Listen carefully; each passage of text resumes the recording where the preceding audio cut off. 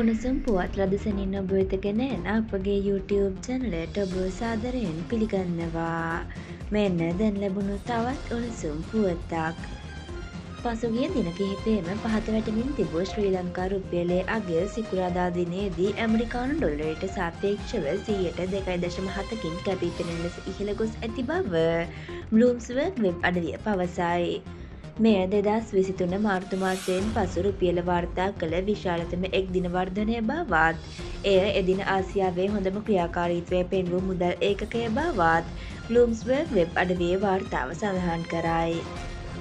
ජාත්‍යන්තර මුල්‍ය අරමුදල සහ ආසියානු සංවර්ධන බැංකුවෙන් ශ්‍රී ලංකාවට මුදල් ලැබීමට නියමිතව ඇති අතර මේ නිසා වෙළඳපොලේ සිටින පිරිස් තමන් සතු ඩොලර් විකිණීමට පෙළඹීම රුපියල ශක්තිමත් වීමට හේතුවක් ලෙස රජය පවසන බවද එම වෙබ් අඩවියේ දැක්වේ.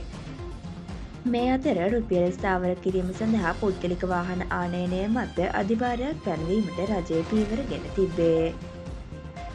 මෙවන් උණුසුම් පුවත් ලදසනින් දැන ගැනීම සඳහා අපගේ YouTube චැනලය සබ්ස්ක්‍රයිබ් කර බෙල් අයිකනය ක්‍රියාත්මක කරන්න.